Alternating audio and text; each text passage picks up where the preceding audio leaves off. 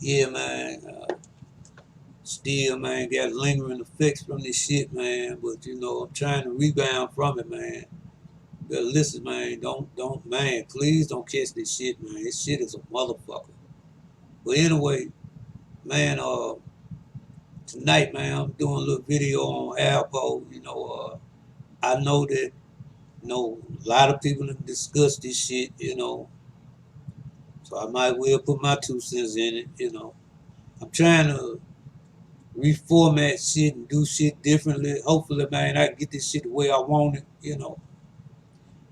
Try to create shit, have a better platform for the people. But yeah, man, I'm looking at this video and dude, man, he was a ruthless motherfucker. I mean, I'm just listening to how he murdered this man, and it's like this motherfucker is so uncaring. But that's the mindset we have nowadays, man. That's how. But this shit been niggas' mindset's been like this for a long time. This shit ain't just started. Nah, niggas been having this kind of mindset.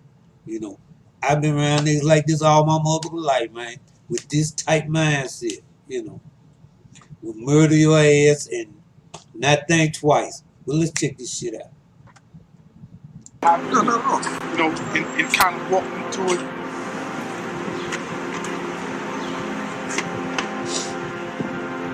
Right here where I was meeting Rich that night. And I pulled up right here. He got into the van. He got into the van right here. And once he got into the van, I knew I had to lock. I locked the doors. And as I was pulling off, I was asking him, because it didn't take long after I pulled off, I was asking him like, yo, Rich, where did you get that coat from, man? That shit was good, because I wanted to make him comfortable. That shit was good as a motherfucker. He's like, I got it from my connect. So yeah. So from there, I knew he was lying. I turned to my little man. I gave him the nod. Once I gave him the nod, my little man spent, because he was short, so he could stand up in the van. Next thing you heard was the 2 gunshots. Bang, bang. Richard slumped over. And it happened. It happened right here. It happened right here. At this light. At this light, it happened. I'm saying, in my mind, I'm saying to my little man, yo, he's dead. He's done it. He just got hit with a 357. Twice. I mean, the arrogance and the unconcern for this man's life, but this folk been his partner. This was his partner. You know what I'm saying, man? These motherfuckers were getting money together. That was his guy. Nigga, you gonna do your man like that, man? You did your man like you did your, but man, it's so much motherfucking backdoor shit going on nowadays and setups, and you don't know who to trust, man. You don't know, man, who is envious of your ass. You don't know, man, you don't know what motivates a nigga to want to do something to a motherfucker nowadays, because niggas is so unpredictable, like Rich Porter probably never thought this nigga would have, and, he states that he did it because dude lied to him about the dope and this, that, and the other, you know what I'm saying, which might be true, but niggas, that's that man shit, get your plug. If you don't like how he dealing, you know what I'm saying, then you deal with somebody else, but you don't hit your man up, when he come to you, you do him the way he did you, or just don't fuck with him at all, but this nigga took it to the strength, man. He whack a nigga.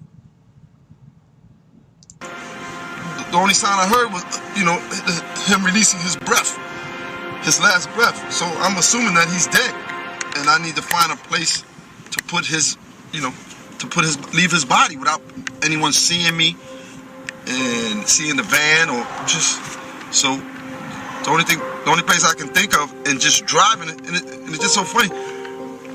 I'm saying City Island, but I'm not even sure if I wanted City Island, but I just knew I wanted to get off the streets and get onto a highway. How did you feel? Was you mad? Was you angry? Like, what was going on in your head? I was very mad. I just killed a nigga that I loved. a nigga that I was getting money with, a nigga that I called my brother.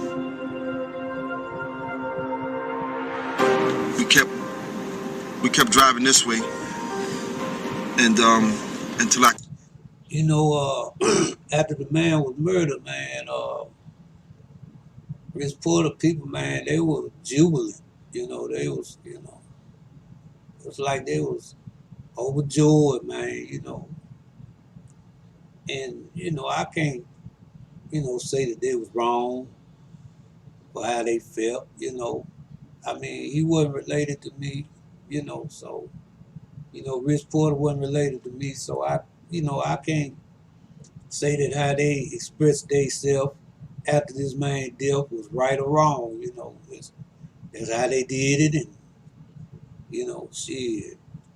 But, you know, the nigga, he talking about that was just, talking about he was upset and angry that he had to do what he did, and nigga, but you know, you ratted on niggas, and you got out and thought you was the king of New York, and people was gassing you up like you was still the motherfucking king of New York after you done ratted on motherfuckers and murdered motherfuckers, and thought, man, that you could just come back to your city and the shit was gonna be like it was goddamn in the motherfucking 80s and 90s. Man, look. Can find a remote spot to leave the body. Go around this turn right here. Yeah, loop it real quick. It was somewhere over here. So I pulled over like right here, just threw the van up on as close as I can to the rail. Once I pulled over, my little man, Gary's probably like 5'3", 1 something, so I'm trying to stay behind this. I'm trying to stay behind the steering wheel. I'm trying to stay in the driver's seat just in case we gotta pull off, and have him go dump the body. But when he went to go try to dump, you know, get Rich out the car, he couldn't pick him up. He couldn't pick him up. Rich was bigger than him, so he couldn't move him to put him in the woods and all that. So now I had to get out the van to go help him. You know, and a lot of these bloggers, they've been insinuating, man, you know, a lot of crazy ass shit as to who murdered this man. You know, talking about I heard one motherfucker say he had a transsexual lover. These motherfuckers crazy, man. But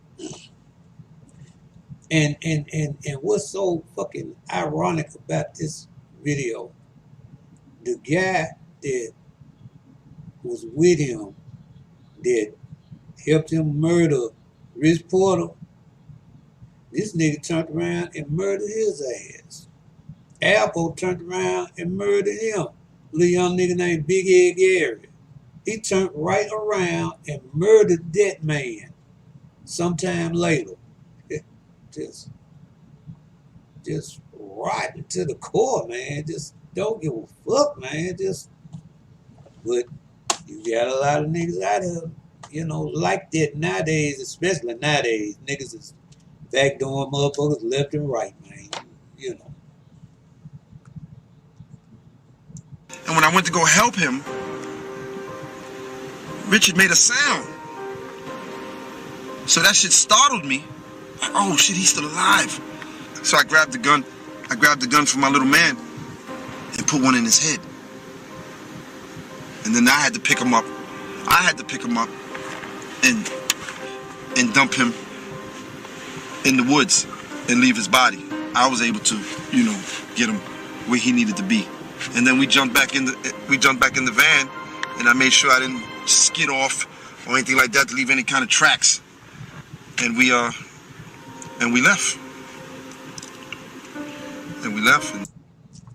Just know, man, that if you get out here with this shit, man, you know, same shit could possibly happen to you, man. You can't get out there and, you know, murder all these people and shit, man, and get to snitching and ratting on people and getting out thinking, man, that everything is A-okay, man. You was not gonna get away, you know. and 6'9", he needs to let this be a lesson to him, because he ain't gonna get away if that's what he think. Shit. He got the same shit coming to him, you know. But it's just a little commentary, man, on the life of Alpo, man, Martinez, you know. You know, the streets say he was a bona fide gangster. Some people say he was a bona fide rat, you know. Either way it go, I guess he did it his way, you know. Uh, May them people rest in peace, you know, who lost their life, including them. Until next time, man.